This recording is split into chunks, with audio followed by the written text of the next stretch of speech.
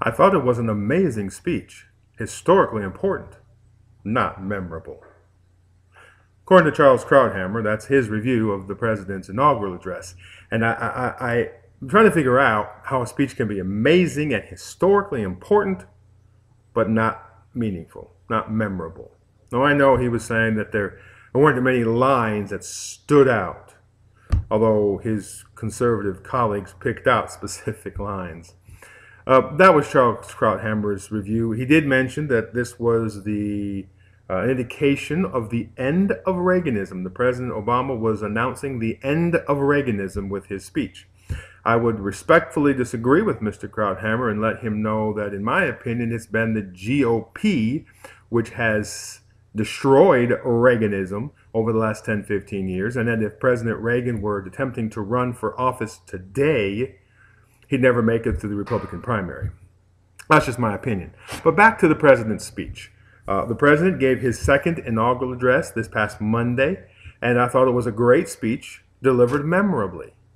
I think he did something that I found unique in inaugural addresses. He took soaring themes and tied them to basic agenda points. Now, he didn't specify every little detail of what he wants to do in this next term, but he kind of laid out his view of what we need to address, his priorities, and he tied them masterfully to overarching themes like equality and the American spirit. I have to say, one of the frustrating things, and I mentioned this earlier on the show this year, and one of the most frustrating things with this recent presidential campaign from the Republican side is that I got a doom and gloom, a fear, this is the end from the Republicans. I didn't get that encouraging that America can do anything, that spirit that has marked Republicanism in the past. And the president, in this speech, pointed that out. The speech was filled with the idea that Americans can do anything, that our entrepreneurial spirit, our pioneer spirit, our spirit of overcoming whatever's thrown at us was all through his speech. And that was fantastic. Now, I don't agree with all of his agenda points. There are things that I think the president's wanting and I disagree with. But I think his speech marked a very good balance between this is what we can do, this is what we should do, and these are the areas that I think we should address. So I was very pleased with the speech. I thought it was a very good speech. We'll go into the speech more on this coming Monday's show on Another Voice. But one of the things, he hit two things that I harp on the show all the time. And that is, number one, we can't accomplish all we want to accomplish in one giant bite. It seems like many people, especially our friends on the right, appear to feel that we have to go from a bad economic situation and solve it in one huge fell swoop.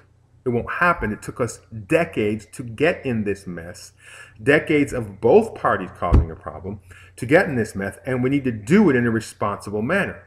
And the other thing was this idea that we have to work together. I read an article the other day where it talked about the liberal idea of we're all in this together, and that attitude tends to push aside independence.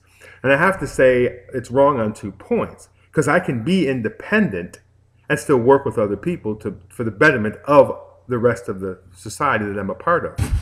And number two, we are all in this together, whether you want to believe it or not.